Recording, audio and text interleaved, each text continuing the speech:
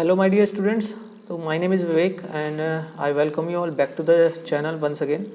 So इस video में हम रेफ्रिजरेशन की COP का फॉर्मूला और वो एनर्जी कितनी कंज्यूम वगैरह करते हैं उस बेस पे जो अलग अलग टाइप के न्यूमेरिकल आपके एग्ज़ाम में आ सकते हैं तो वो हम कुछ न्यूमेरिकल यहाँ पर देखेंगे. सो चलिए ये वाला क्वेश्चन कर लेते हैं. ये एक MCQ टाइप क्वेश्चन है. इसमें ये 4 ऑप्शन दिए गए हैं. तो क्या कह रहा है क्या कह रहा है ये question. A reverse Carnot engine is used for heating a building. It supplies 210 into 10 to the power 3 kilojoule per hour of heat to the building at 20 degrees Celsius. The outside air is at minus 5 degrees Celsius. The heat taken from the outside will be nearly. ठीक है, तो क्या करना है इस question में. सबसे पहले तो बनाओ डायग्राम.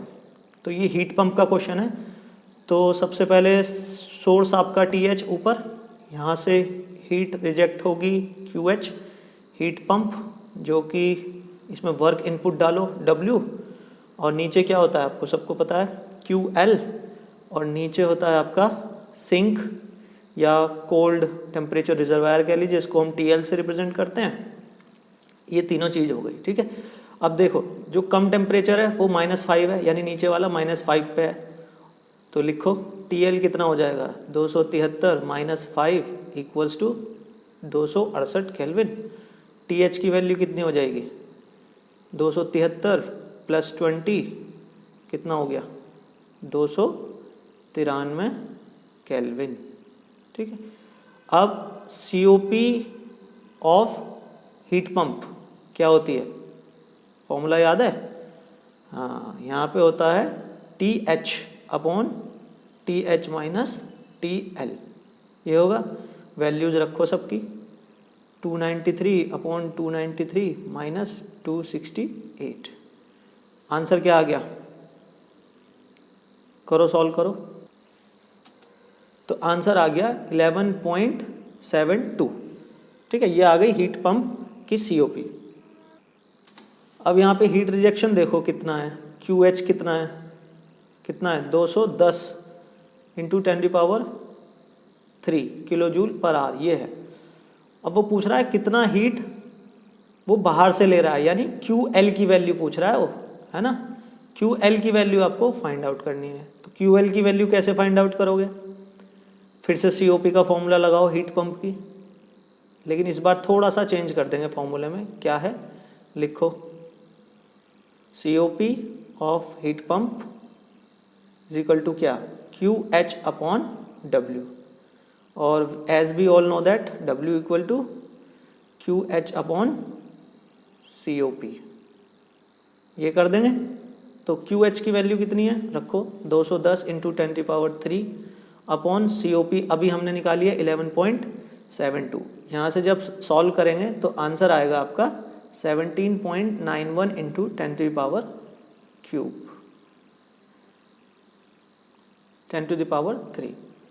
तो आंसर आएगा 17.91 इंटू 10 टू द पावर 3. ठीक है, ये W की वैल्यू आ गई.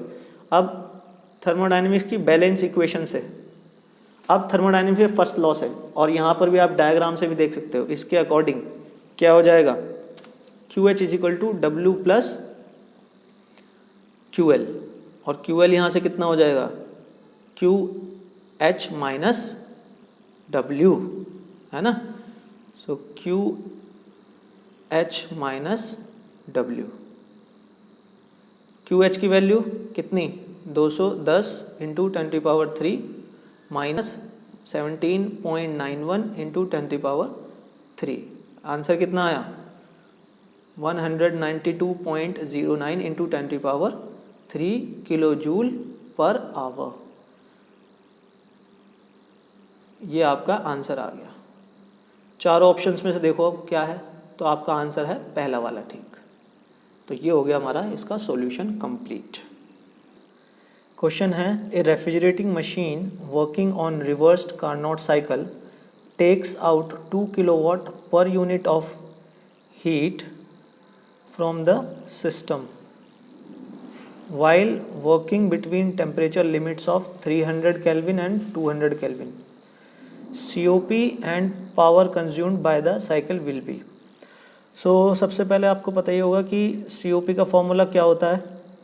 अगर हम रेफ्रिजरेटर की बात करें, अगर रिवर्स रेफ्रिजरेटिंग सिस्टम है तो क्या फॉर्मूला होगा, TL upon TH minus TL।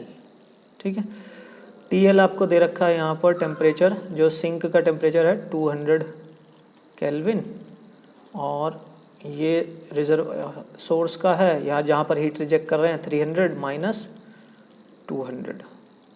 सो कितना हो जाएगा, 200 अपॉन 100 इक्वल टू 2। तो ये तो हो गया COP। डायग्राम क्लियर है आप सबको, एक बार बना देता हूँ। ये TH हो गया, ये रेफ्रिजरेटर वर्क इनपुट,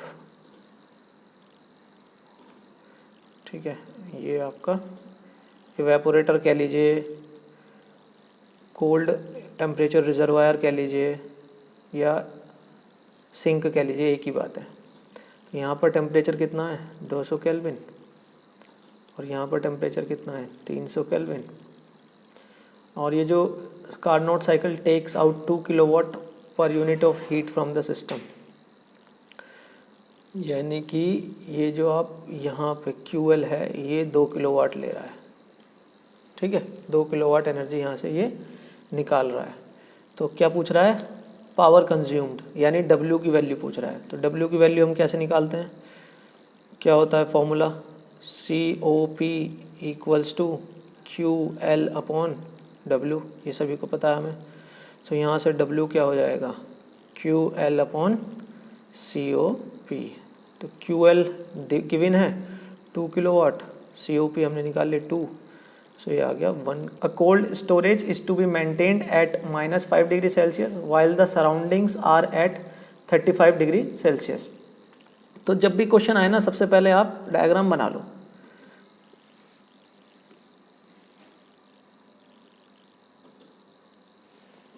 तो जब भी क्वेश्चन आए ना, सबसे पहले डायग्राम बना लो। देखो ये आप बनाओ सराउंडिंग का, TH ये दे रखा है 35 डिग्री सेल्सियस, और यहाँ से क्या होता है QH हीट रिजेक्शन होती है हमेशा।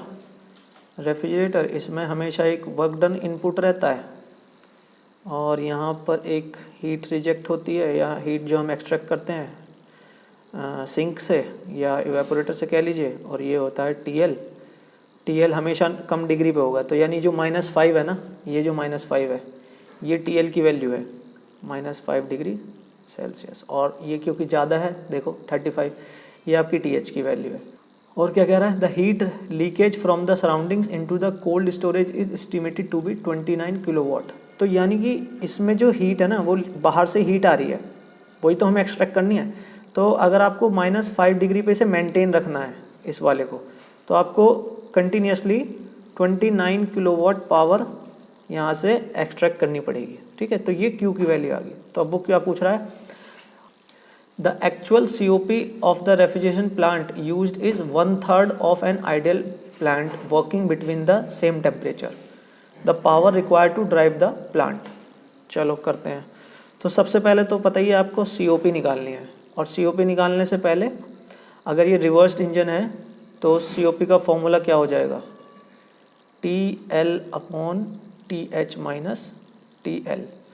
तो इन टेम्परेचर्स को आप पहले एब्सोल्यूट टेम्परेचर कर लो। तो TL की वैल्यू क्या दे रखी है देखो, तो 273 माइनस 5 कितना हो गया 268 केल्विन, और TH की वैल्यू कितनी हो गई 273 प्लस 35 डिग्री 308 केल्विन। तो ये वैल्यूज़ यहाँ पे पुट करो, 268 अपॉन 308 माइनस 268, सॉल्व करो कितना आया। तुम भी सॉल्व करो अपने आप, मैं भी कर रहा हूँ इधर से।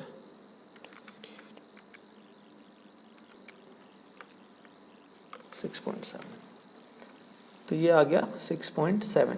ठीक है, अब ये क्या कह रहा है देखो, ये कह रहा है ये तो आपकी जो COP आई ना, ये मैक्सिमम COP की वैल्यू आई है 6.7, और ये क्वेश्चन में कह रहा है कि COP जो है वो used is 1/3 of an ideal plant working between same temperature. तो जो एक्चुअल COP है ना वो यहाँ से 1/3 है, यानी कि आपको एक्चुअल COP निकालनी पड़ेगी। एक्चुअल COP 16.7 का 1/3, तो कितना हो गया, डिवाइड बाय 3, ये हो गई 2.23, ठीक है। अब इसके बेस पे हमें निकालना है कि पावर कंज्यूम्ड कितना होगा, तो करो। तो COP actual is equal to QL upon W। तो W की वैल्यू बतानी है, तो पता करो। तो QL कितना है 29 किलोवाट और COP हो गई 2.23, डिवाइड कर दो, कितना आया answer, 29 divide by 2.23, 13, so 13 kilowatt. तो ये हो गया भाई आपका आंसर 13 किलोवाट। सो इस तरह के क्वेश्चन आपके AKTU के एग्ज़ाम में आ सकते हैं। सो आज की इस वीडियो के लिए इतना ही रखते हैं। अगर वीडियो अच्छी लगी हो तो लाइक करना, कमेंट करो, शेयर करो, और अगर आपको किसी और टॉपिक पे वीडियो चाहिए तो आप मुझे कमेंट करके ज़रूर बता सकते हैं। मैं कोशिश करूँगा उस टॉपिक पे आपकी एक वीडियो बना दूँ। So thank you very much, have a nice day.